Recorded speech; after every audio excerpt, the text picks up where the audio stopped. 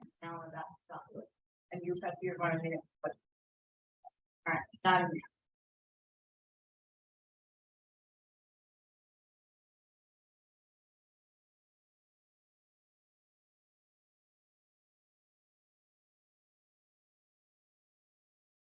Hi, everybody. Thank you for joining us. I'm just going to wait a few more seconds because it usually takes a little while for everybody to jump into the webinar. But thank you all for joining us on this wonderful day.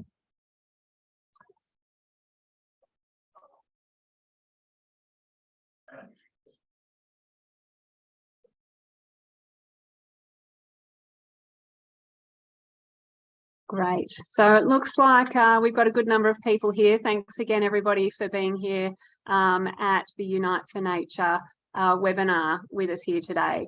I'd like to acknowledge the traditional owners on the lands that we're all meeting today. For me, that's the Wurundjeri and the Bunurong people of the Kulin Nation, and pay my respects to their elders past, present and emerging. Nature's role is central as the keystone of our well-being, our food securities, our economies and cultures, and it is well recognised. From Parliament to community, around dinner tables, board tables, at farm gates, school gates, society is taking note and taking steps to remedy the declining condition of our natural environment. Together, we are driven by our collective responsibility to stem the tide of loss and decline. In response, innovative collaborations, long-standing partnerships, and visionary thinking are unlocking finance, galvanising action, and forging networks to amplify the ongoing urgent management, protection, and restoration of country.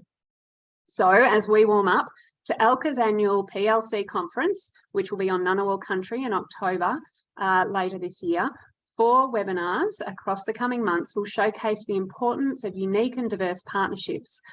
Partnerships across industries, partnerships across cultures, and we're really excited about the stories that we'll be able to share as we make our way towards PLC 23. So to kick things off, I'm joined today by Amy Young from Greening Australia and Penny George from AstraZeneca, who will talk about their unique and ambitious project to plant 25 million trees. You heard it right. Amy is the head of project management at Greening Australia with a particular responsibility for the AstraZeneca partnership, forest plantings in Australia. Anna is a highly experienced conservation practitioner with skills spanning conservation policy, reserve and infrastructure management, and even Antarctic operations. These skills are highly valuable in the context of large-scale carbon and restoration projects within Greening Australia. Penny George is the Director of Corporate Affairs for AstraZeneca Australia and New Zealand, where she is responsible for patient advocacy, communications, and the government affairs functions. Penny's commerce, marketing and communications studies, her time serving as a ministerial advisor, and a decade advocating for medicines and vaccines enable her to deliver outcomes both for people and for planet in her role with AstraZeneca. I'm very excited to be speaking to them today. Before we get started, a few rules for engagement. You're all on mute, so you should only be hearing from our panel speakers. The chat function and the Q&A function are both open. Please feel free to share information, knowledge with each other through the chat function. Also, please acknowledge the traditional lands on which you're meeting on today in the chat function. The Q&A function will be there for you to get started with your questions as the presentation gets going, and there will be a section for me to tease those questions out in the Q&A session.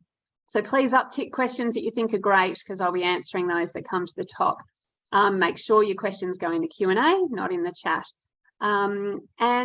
That's about it for instructions for you. What we'll do today, we'll start with an introduction about the partnership from Penny and Amy. I'm looking forward to hearing that. Then I'll facilitate a Q&A, and then I'll open it up to Q&A from the audience, so through the Q&A function. So Amy, over to you to get started. Tell us about this important partnership, the project and the impact, and I look forward to asking you some questions shortly. Thank you so much, Jodie. What a lovely introduction, and it's a pleasure to be here with Penny as well. Thank you for having us. So I just wanted to start by acknowledging that we are meeting on the lands of the Kaurna people today in Adelaide, and we conduct our projects on the traditional lands across many Aboriginal nations across the country, and we pay our respects to elders past, present and emerging, and certainly look forward to continuing engaging First Nations people in these partnerships and projects moving forward throughout the project. So I'll pass over to Penny for an introduction on how it all started. Thank you. Yes, thank you, Amy. I'd also like to acknowledge the lands that I meet on today, which is the Darug Wallamata people. And I'd also like to pay my respects to any elders who are present with us today. I'm really lucky that I come from a family where I have cousins who are First Nations peoples. And so whilst I really honour my ability to be able to acknowledge country, being from a family with First Nations cousins, my welcome to country from them has often meant the entire family from that my cousins come to welcome me to their land. And for me, I very much know that my beginning here from my dad's side of the family had a start date, but for the First Nations, my First Nations cousins, it doesn't have a beginning. And it's been wonderful to grow up in such knowledge as a family member about how much commitment First Nations people have to land, which connects me very much to AstraZeneca and the work that we do from an AstraZeneca perspective for land and what we're going to be talking about today in terms of our tree planting initiative. So this photo is really highlighting a point in time where Australia, or Sydney in particular, was full of smoke haze. This is an image taken at the time of the 2019 bushfires, and we all remember how bad and how much loss of natural habitat occurred through that time. And if you lived in Sydney through that period, you know, the smoke haze was everywhere, and it went into even the offices. There was no escaping that smoke haze.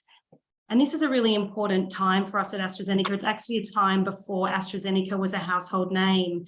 So at that point in time, we had, before we became really known for our contribution to the COVID-19 pandemic, which happened in 2020, we had over 100 medicines already listed on the pharmaceutical benefits scheme. So millions of Australians accessing our therapies. But it was this point in time when our global CEO was in Sydney, was living through this smoke haze, was absolutely confronted with the extreme amount of bushland that was being destroyed due to fire, and the significant amount of reporting which was happening at that point in time about how much of Australia's bushland was being lost. It was on the back of that our global CEO Pascal Sorier took action to launch this initiative for AstraZeneca to plant 50 million trees around the world, and 25 million trees of those in Australia. This is the point in time that it became official and well known that we had launched this initiative here at AstraZeneca, and this is the start of 2020. So this is a photo here of Pascal with the shovel in his hand, and our global president from our global board here in Sydney planting trees. And the photo down, you can see in the right-hand column, is the amount of interest that was taken from parliamentarians through to the embassies and through to Greening Australia at that point in time, where that was the official announcement. So you can see in that photo there, the Environment Minister, the New South Wales Treasurer, and the local, state and federal members of parliament, as well as our country president at the time, who was Liz Chatwin, and other members from the Swedish ambassador through to the British High Commissioner, are the people that are present there. And this really demonstrates for us the amount of interest and support that comes from a broad range of stakeholders about these initiatives. But I think what's really important that it did in particular start from the global CEO, understanding firsthand and seeing and then living through that experience of the 2019 bushfires, and then having the impetus and the focus to push that forward as a project for us. So there's no doubt that we have been focused on this in terms of what we want to do the right thing, to see what we can do to support environmental protection, but also then the way that we use that to communicate to our key stakeholders about the importance of environmental protection and the work that we do. Amy, if you, thank you. So this is the way that we approach environmental sustainability from an AstraZeneca perspective. So as I've mentioned, and as I'm sure you're all aware, AstraZeneca is a healthcare company. So we're focused though on what healthcare means, not only for people and what supporting healthcare means from a society perspective, but acknowledging that you cannot have a healthy people or healthy society without a healthy planet. And so this is the way we think about sustainability from an AstraZeneca perspective. Firstly, around access to healthcare and the fact we're looking at equitable access and affordability of our medicines, that we invest so much to invent new medicines, to be listed on the PBS, and to be able to, for people to be able to access. But this also goes into the way that we operate from a transparency and ethics perspective, with the way that we work on our inclusion and diversity and our workforce safety. Because around the world, we're present in over 100 countries globally. And then really the most important pillar for today's discussion is the work that we do from an environmental protection perspective. And that's where initiatives such as the tree planting of 25 million trees in Australia and 50 million globally are critical to the work that we do, as well as driving other key initiatives that we have from a carbon reduction perspective. And if you want to go to the next slide, Amy. So our focus from a carbon reduction perspective puts us on the world stage in terms of the work that we are doing to drive environmental protection and carbon reduction here in Australia and internationally. So again, Pascal, our global CEO, has led 2 delegations to COP, so COP26 and COP27.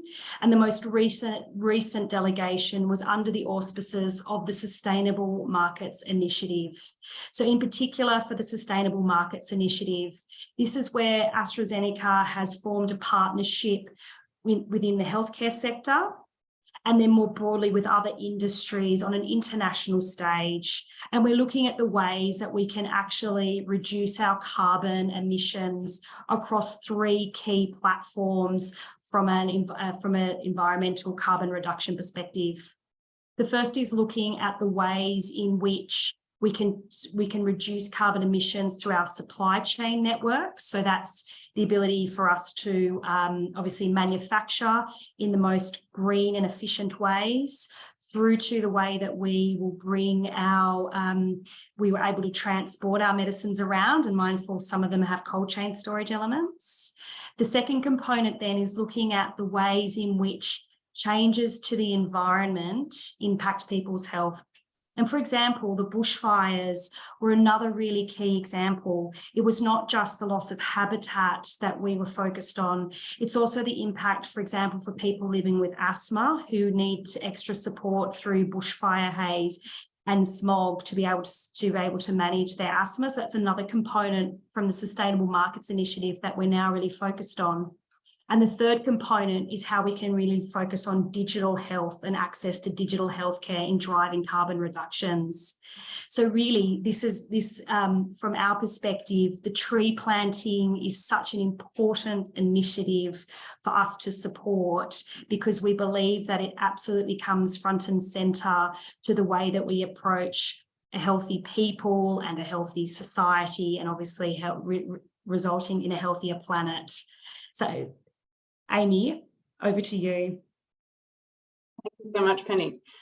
So that's a fantastic introduction of how it all started. And then I wanted to share a personal story from my first day on the job at Greening Australia when our CFO came out and announced we've freshly signed this new contract. It's one of the first and one of the only restoration projects privately funded in Australia, and we would be planting 25 million trees by 2025. And I just thought, wow, that is so amazing.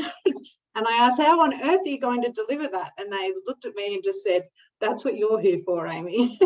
So my amazement suddenly turned to, I guess, a bit of shock and bewilderment, but I looked around the team and saw that there was an immense amount of expertise within Greening Australia that I could draw on to be able to then work together and hatch a plan for how we would be able to actually deliver 25 million trees. So just breathe that in for a minute and think 25 million trees. You might have planted 12 in your garden, but you might have really gone for it and planted 1,000 on a farm or something. But 25 million is just a staggering amount. So where would you start, I guess? So I'll briefly share with you where I started and where I started with Greening Australia and how we utilised that partnership with AstraZeneca as well as the multiple partnerships we then also needed to create with communities, with traditional owners and with the restoration sector more broadly to actually deliver that at scale. So where we started were the contract objectives, basically. So what do we really need to do? 25 million surviving native trees by the end of 2025.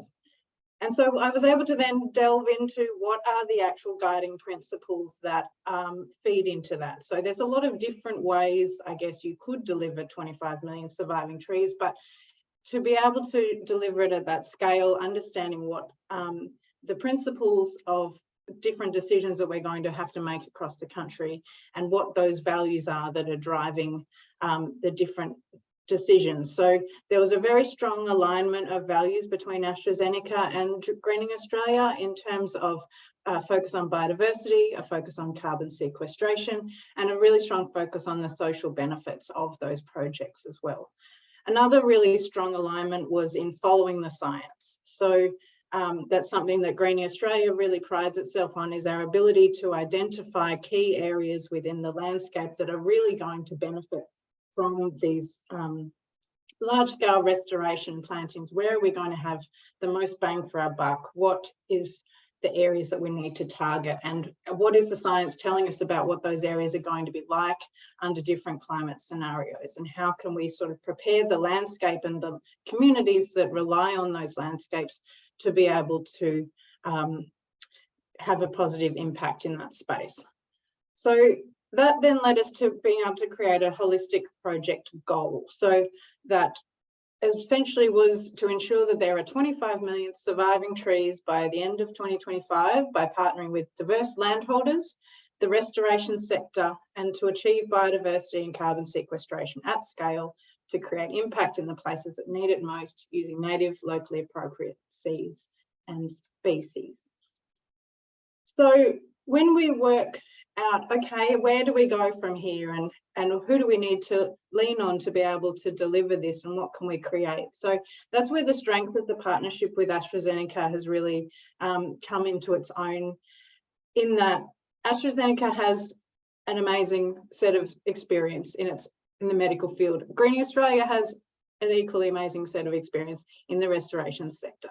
And so there is a real trust there from AstraZeneca to Greening Australia in that restoration expertise and being able to identify what those target areas are, being flexible in the approach to be able to adapt to what landscapes we have available, and then be able to facilitate that network of partnerships that is required at that scale. So the main thing, once we've sort of identified our target areas, is then to go, okay, what are our constraints and our opportunities? And that's really come down to seed. So what landscapes, where can we get seed? Where is there sufficient seed that will have the correct provenance that we can actually deliver at that scale, which is really challenging because our target areas are those that are in degraded landscapes, highly cleared landscapes, where seed supply and availability might not be so relevant, but it also is that importance of biodiversity on being able to restore threatened communities. And of course, if it's threatened, there is limited remnant vegetation around that we can actually draw on.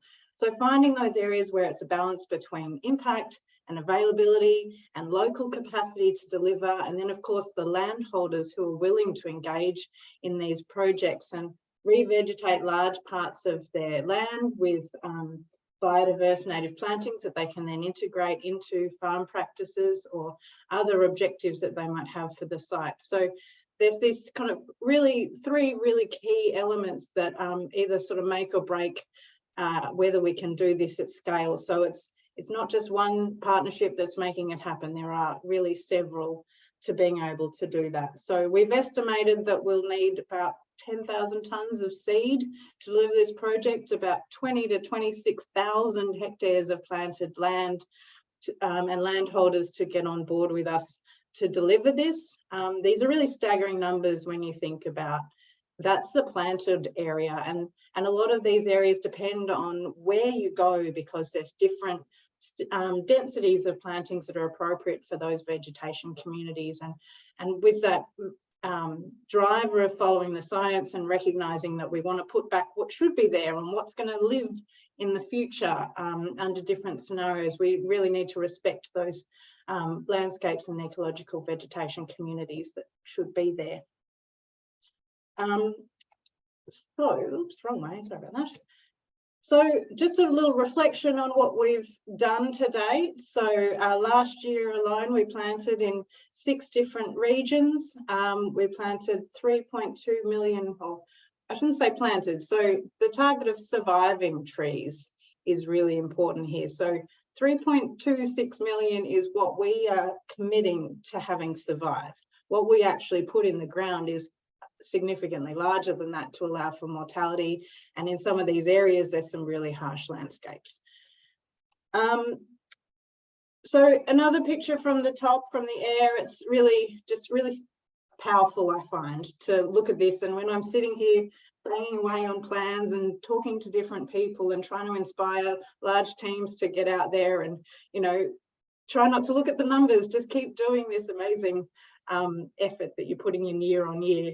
It's really refreshing to see, motivational, I guess, to see what it looks like from the air. So these are direct seeding lines in far western Victoria, and they just make these really beautiful patterns. So this photo was actually taken by drone from one of our partners at the Catchment Management Authority over in Western Wimmera. So as you can see, there's lots of different people that go into making this happen. So it's a quick, I don't know, overview of what we've achieved to date. So 276 different species. I'm not even counting local variants of the same sort of species, but a huge amount of biodiversity that we're putting in across these different highly diverse bioregions.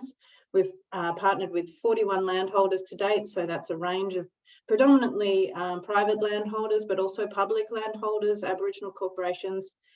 We've put in over 860,000 seedlings, so that's nurseries that are involved, seed collectors to get that seed in advance of the planting season, and over 4 million trees counted towards the target. So they're really exciting numbers, and we really need to celebrate the success and the progress along the way to 25 million. So yes, I'll throw back to Penny. Did you want to add anything else on impact? No, Amy, I think you've covered a lot of the work that you've been doing, and I think I'd just like to say a big thank you for your work, because you're right, this is, well, you landed the biggest reforestation from a private company's support to date in Australia when you first started your role. You've been absolutely fantastic to work with. I'm also been thankful to be able to join you on one of our tree plantings in remote Tasmania, which was fantastic. I think the other aspect to highlight is how great Greening Australia has been to work with, but also how much our employees have also enjoyed the ability to come and plant trees where it's been possible, because obviously noting a lot of the areas that you now plant in are very remote. So we, can't get everybody there.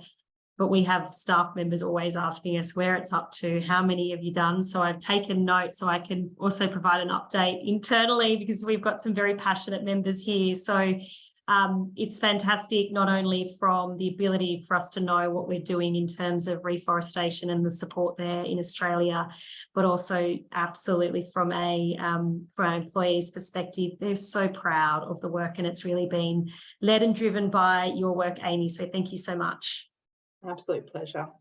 So I do have everyone loves a video and some stories. So some of our impact highlights are a tree planting project we've done in the Tasmanian Midlands with 2 landholders, and this shoot is taken from an earlier planting so that we can start to see what it might look like, and it's integrated into an active farm landscape. So you can see the centre pivot in the, well, it's not centre pivot, but you can see the pivot in the background as an active farm that's happening there. And the species that we're targeting from a fauna perspective are masked owls, spotted tail quolls, and a whole range of fabulous cute little animals.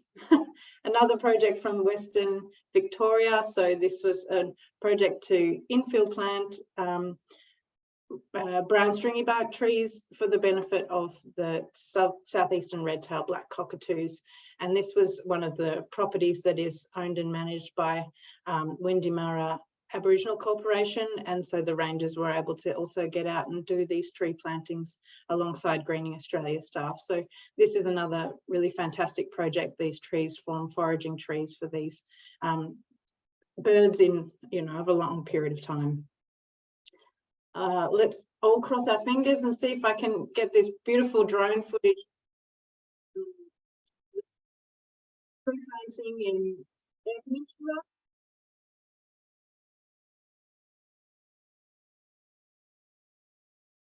So this is planting droopy grassy woodland, which is now listed in critically endangered ecological vegetation community under the EPBC Act. We were able to restore over 700 hectares of this vegetation type just in 2021. So the team is still high on the excitement from that achievement. So I thought I'd share that one as well with you. Right, over to you. Fantastic. Oh, look, got some beautiful imagery still going. Yeah. Shows the scale of the operation, doesn't it? Exactly right. Yeah. Fantastic. Thank you, Amy and Penny. It's been so wonderful to hear at a high level the context. I've got so many questions that I want to ask now. I've spoken to you both, in the lead up. So, I've already got a little bit of depth, but this presentation just drives more and more questions for me about the kinds of impacts and success that both organisations can have individually and importantly collectively. Please, I'm going to ask a range of questions to Penny and Amy first. I get in first, but please do, anyone that's attending, enter any questions you do have in the Q&A as I'm speaking, so that we can drive a little bit more deeply into the discussion, and I'll keep an eye on that as we go. But I guess just thinking, there's so much information that you've both just provided, and part of that is thinking about success. And obviously success means, in terms of project targets, 25 million trees surviving. But Amy, what else does success look like? Is it just getting the trees in the ground, or as you've outlined, what are the other indicators of success to you, and what will ultimately success look like for you? Yeah, so when we're talking about 25 million trees, that's just one element in our process towards an impact framework. So we've got our inputs, which I've talked about, land and seed and seedlings, all these sorts of things that are largely what we get measured against from a contractual point of view, but then the actual outputs and activities that we undertake, so site preparation, planting, and then, as I mentioned, these outputs of 25 million trees and the counts of what it actually looks like. But then we move into more things relating to outcomes and impact. And so they're much longer timeframes that we have to look at, and often they are outside of the timeframe of a agreement, but there certainly are indicators within those earlier stages that we're looking at. So things around the social benefits, the number of different landholders and types of groups we engage, the number of training opportunities we provide through that, and benefits from working with local businesses, and even from accommodation and catering and all those sorts of other things that are a bit harder to measure and count. But we certainly like to keep track of that and report on that, and be able to have surveys that relate more to well-being and interest in the project and understanding of different things. So success is certainly a much longer time frame in terms of how are we actually performing against that habitat creation, and what species are we seeing return over time, and are our designs and assumptions correct, and how can we adapt and learn. Yeah, fantastic. Thank you. And you talked also about some of those barriers to achieving that success. And for us in the private land conservation context, obviously from your presentation, private land is a significant part of the solution. What have been some of the barriers that you're facing in achieving that, and what role is private land playing in achieving success for the program, but also for themselves? Yeah, so the land side of things is certainly the biggest barrier. It's, as you know, it takes a long time to build a relationship with a landholder, and particularly with traditional owners, and different mechanisms and arrangements that are appropriate for different landholders. Different people are have different levels of willingness to engage and take time. So that is certainly our hardest element, but we have spread open the doors widely to what types of landholders we're willing to engage in, continuing to advocate with government for being able to have access to improve the National Reserve System through funding that might not necessarily be available in traditional public spheres. So trying to come up with different ways to have these partnerships and offer different value propositions essentially to landholders that suit what they're after, and we can really tailor designs in a way that meets different needs. So yeah, that's going to be I don't really have important. a clear answer for you, but yeah, it's going to be really important, isn't it? In these emerging, opportunities, and for landholders, addressing these challenges is very important. Penny, we talk about success from a land perspective, but how does this stack up as a value proposition for business? What's the success for you, but what's the commercial imperative for delivering a project like this? It's a very good question. I might take this for the ending there in terms of the commercial imperative, and then I suppose how that links across into success from our perspective.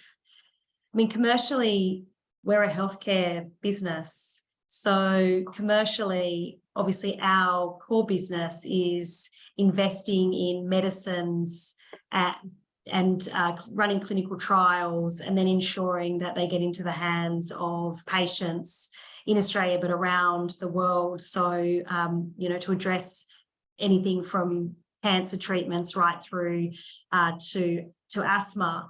So from a commercial perspective, we're focused on that, but we also then know what are the key benefits or outcomes that we're seeking to drive.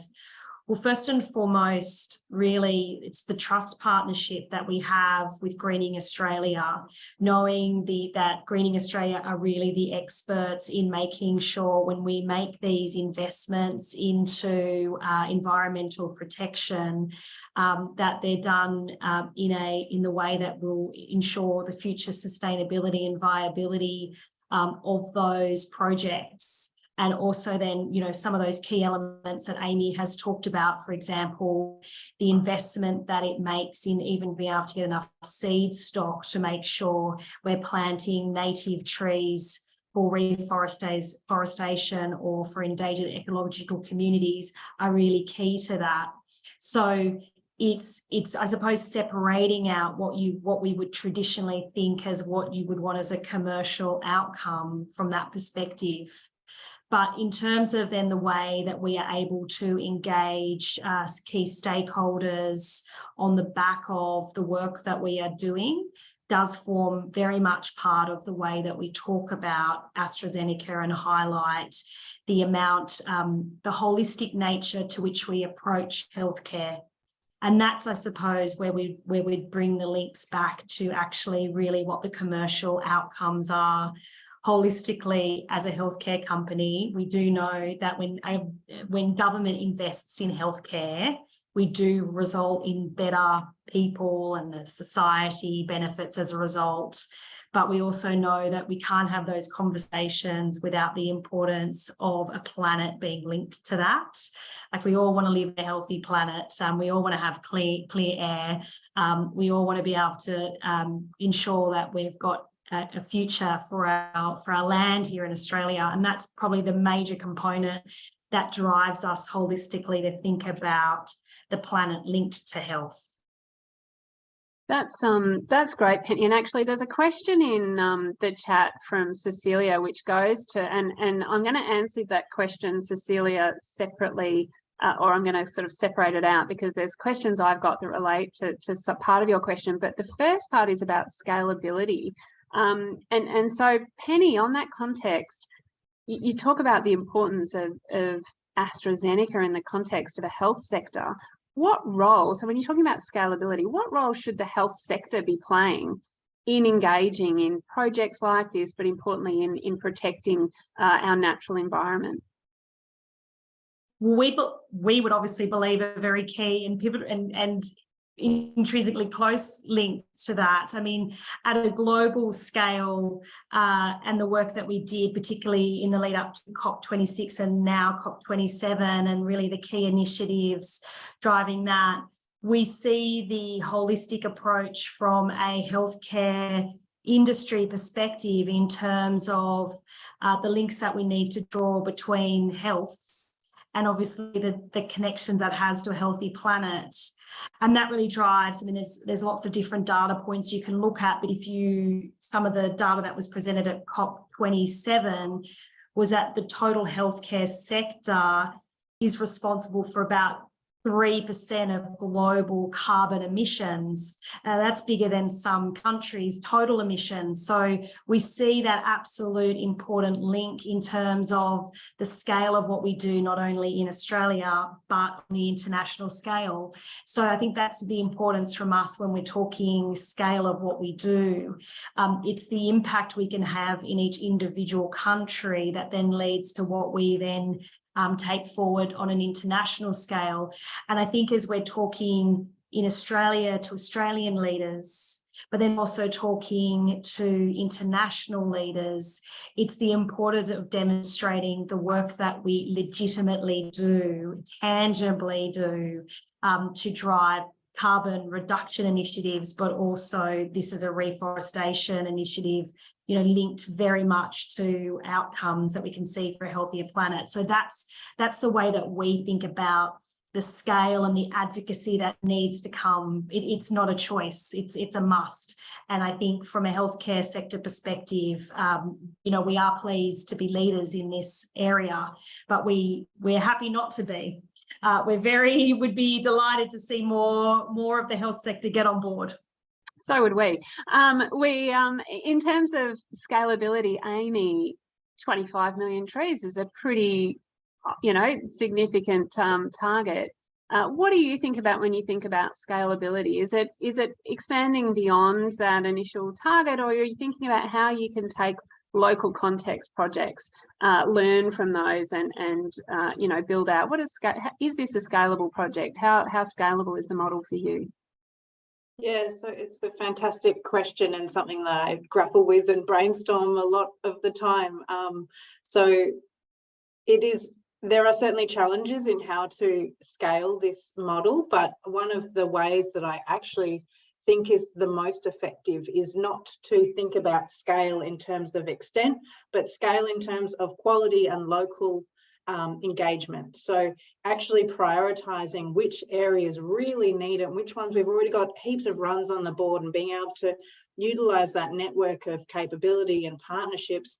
So areas that, you know, operational capability is already building and has the capacity to build within that time frame, and that we can be able to offer multi-year contracts and those sorts of things, and really focus our energy in different parts of the country that are already got good runs on the board and good engagement with landholders, because then it's actually the landholders themselves who are advocating for more projects, and they can really start to see the connectivity throughout the community and throughout the local landscape. So it is, to me, one of those kind of think global, act local things. We're really trying to focus our energy so that we can do a much better job in a smaller area, and be able to leverage those wins that we see in the progress, and really build that excitement and energy and engagement at a local level. So I think that unlocking the land side of it is really important for that scale. So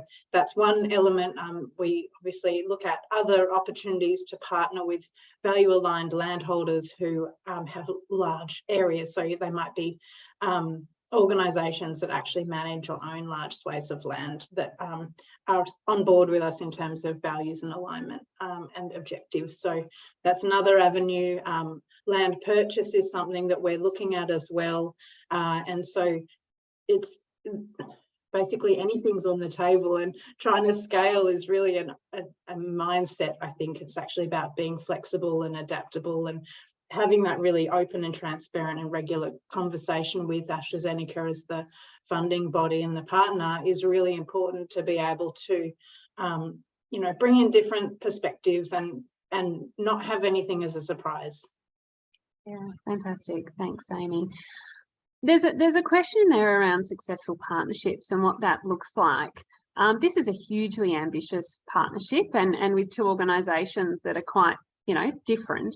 What are the critical elements of bringing together such a strong partnership and ambitious project, and what does it require of your organisations to navigate those complexities and bring it all together? And I might ask each of you that question separately. So Penny, maybe go for it first.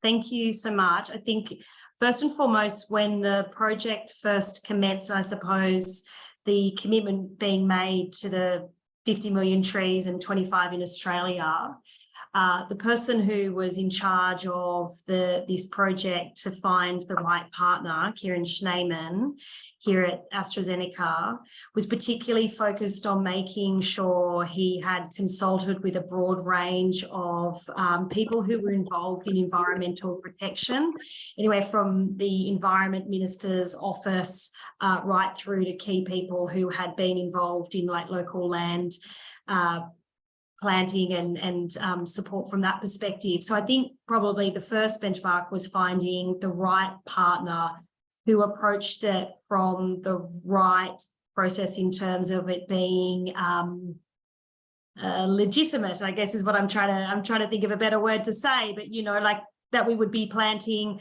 Australian native trees in land that was appropriate, not you know, not planting things that wouldn't make sense for that local environment. So I think first and foremost, getting the right partner was the first key step from the AstraZeneca perspective. I think from that, this is where Amy's role steps in. Commitment made by AstraZeneca, funding put forward, Greening Australia identified, brief given, targets given, that we're not just talking, we just don't want trees planted, we need them to be surviving. And then in comes Amy. I think, what did you say, day 3, you thought this was the best thing ever you'd heard of and didn't realise that was your role. So I think, Amy, what do you think is the next components in the way that we've worked with you to bring this to be? Yeah, definitely. I totally agree. That drive at the top level, so with Pascal and with Brendan, our CEO, having that agreement and driving it from that level, the top-down approach has been so valuable, knowing that it is something that Pascal himself is really passionate about, and that filters down through both AstraZeneca and Greening Australia, that everyone is just so excited to work on this project from both sides. Like, there's a real mutual sense of direction and aspiration. I think the flexibility is critically important. So to be able to achieve scale, we don't know how it's going to work. So, you know, we're learning and we're growing together, and having a partner who is flexible and aligned on values and clear in terms of what they want is really important, to be able to set those objectives and be able to adjust as different opportunities come up, as the markets change, as different things. So, you know, exploring accreditation as a next step towards being able to make sure it is legitimate, to be able to access different markets that might be able to bring in more funding that can then, you know, leverage upscaling and all those sorts of things. So yeah, collaboration, regular and transparent communication, adaptability and flexibility, these are, and trust is fundamental. So yes. Fantastic. And the opportunities that come from you know, that kind of leadership at the top, the you know, the coming together of diverse partnerships or unusual relationships, you know, really can be vast. So what opportunities do you think that have been achieved or could still be achieved by working together, rather than if you were working alone, or simply through a funder model where you weren't actively engaging in that partnership? Penny, maybe you can address that one. I think for us, it returns back to the way that the project was at the start and how it evolves. So I think, and I think being really clear on what the overarching aspect that we're really seeking to achieve. So again, 25 million trees that survive. So from that, the way that the project has evolved since the partnership commenced is now the next wave that we're moving through. So as I mentioned earlier, take one example, there's such a high interest from everyone who works here at AstraZeneca to be involved in tree planting. They do want to know what the updates are and how many trees are planted and the scale and where the projects are being led, but they'd also like to actually get there with a shovel themselves and plant the trees. And I do have to say, when you say 25 million, you could say 25,000. I don't really think people understand, often can conceptualize what that scale means. You know, 25,000 is a lot. How many trees can you plant in a day, sort of thing? That's, you start to get this, what we're talking about. So as the project has evolved and Amy's really worked to identify locations and viable places and identified all the discussions that she's been having with local landowners and options for that, it's the reality now for us that particularly for this year, the sites that have been identified really aren't viable for us to have staff, for example, to be able to go and plant. So that's just a reality, and it's the practicalities about the project that we are supporting a reforestation initiatives and the scale of plants to be planted, but also where they can be picked. So we've remained flexible in our mind, thinking, okay, that was wonderful that we've been able to support so many AstraZeneca employees to go and do tree planting. But we know the reality now for this year in particular is that we won't be able to, it doesn't look like we'll be able to support that. That's just one little example. But again, we're still going to get to the outcome we need to get to. And there's different ways that we can ensure that everyone who's passionate about tree planting is still informed about where the project's up to and really the environmental benefit of what we're doing and what Amy and the team at Greening Australia are able to achieve. Amy, I don't know if you've got perspectives on that from your side. Well, I do. I really just want to emphasize the team effort. Yes. So it's not just me. I just am the talking head in a lot of senses and the one that cracks the whip and asks the pointy questions. But over the last 3 years, we've had 91 different people just in Greening Australia and our subsidiaries working on this project. And you know, it's a massive intellectual capacity and scale as well. So yeah, but I also wanted to make it really like I think there'll be people online who are thinking, how can we get a project like this going? And it's just, I would say, start with the partner, start with someone that you can find that alignment with, and just build on successes as you go, celebrate the wins, and really consolidate what you're doing and why you're doing it, because as it starts to get really hard, you're going to need to keep coming back to that why, and it's so important to drive yeah, the motivation and the desire to make it happen. I agree. I think you've done an outstanding job of keeping focused on why, but also then absolutely keeping true to the environmental outcomes of that and the way that we need to build that, you know, getting the right seed stock, getting the right land, and all of those components that build into that. And I think that's really, you've played a really important role for us to continue to understand that from our perspective as a healthcare company supporting major environmental initiatives. Yes, and you've in doing that, you've answered sort of the last question we had there around, you know, how does this support it as a case study and supporting other projects of this kind? So I think you've answered part of that really well. I've got two last questions, one for each of you. Amy, and these are sort of future thinking questions. Amy, what are the ways in your design are you thinking about climate futures and climate adaptation and biodiversity outcomes, and how much does that play into the design frameworks for your projects? Yeah, great question. So we have a look at climate analogue through the CSIRO climate scenarios. So there's a fantastic tool that CSIRO has published where you can go to a particular location and under different climate scenarios have essentially reference communities or reference places that exist now that might have those same conditions. And so we can start to consider, and we don't do this in all projects, so I just want to make that really clear as well. Like it's an element of innovation and a new area that is, you know, we don't want to dabble too much, but we do need to consider what will it look like in the future, and potentially are there already these species that are locally found that are growing in other distributions that have, you know, maybe developed traits that are more resilient to longer periods of drought or seed earlier or later or something like that. So we've got a fantastic group of seed specialists who work on this and work out provenance and what's appropriate. And, you know, at some sites we have a small component of seeds that are a bit further distributed from these still natural distributions, but from areas that might have characteristics that are we might expect in the future as well. So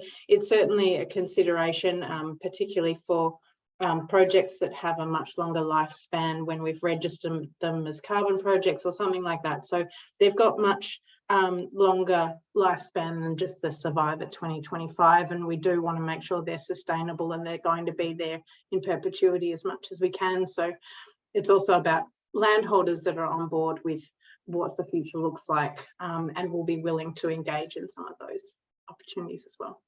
Yeah, great. It's so important to be thinking about what things are going to look like in the future. And Penny, for you, you know, we talked earlier around sort of setting examples for others. What, and you talked a bit about what's important at that leadership level. So what does leadership in business look like, particularly when it comes to addressing these big planetary challenges? You know, we talked about your CEO attending COP27. I'd love to know when they're going to attend the Nature COP, COP15, 16. Why should other businesses consider their responsibility to nature loss and climate change in the context of their company?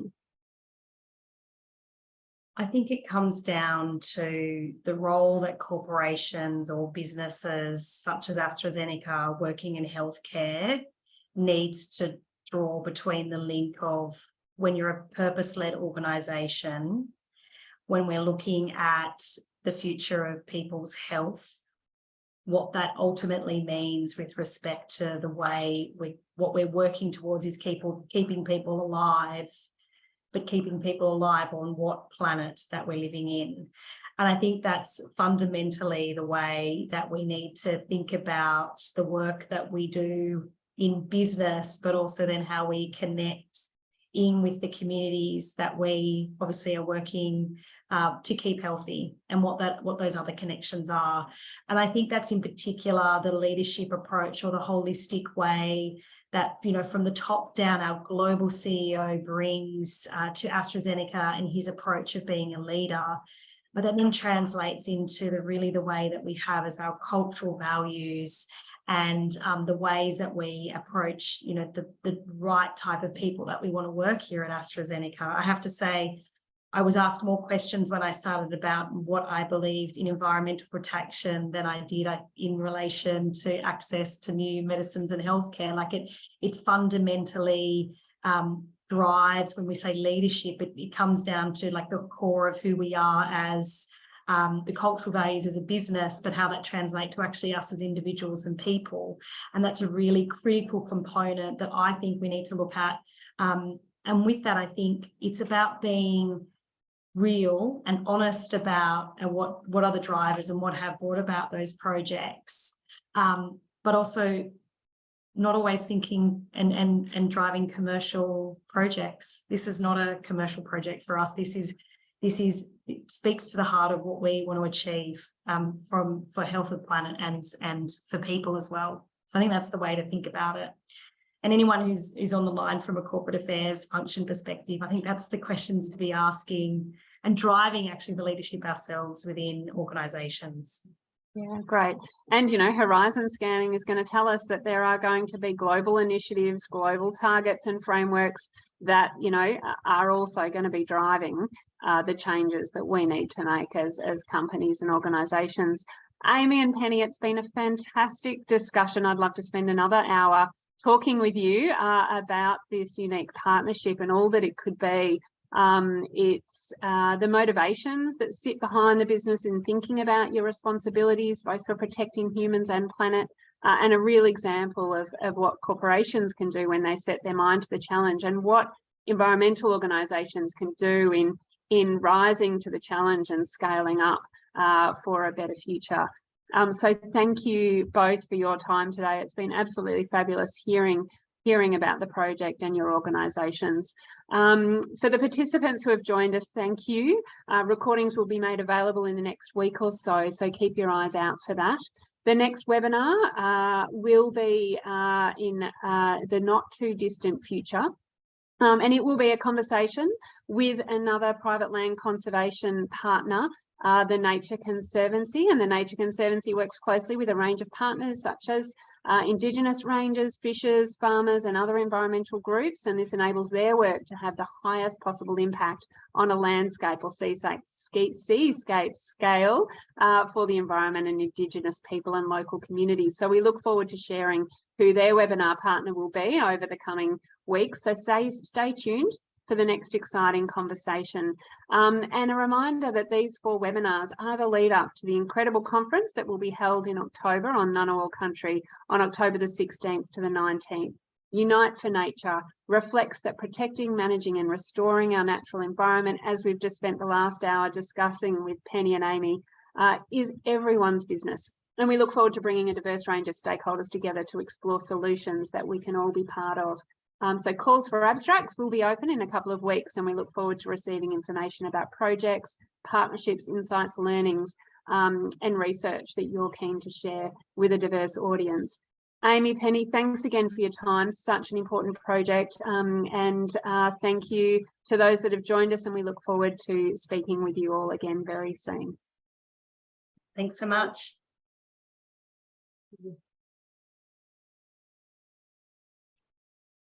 Penny, you were fantastic.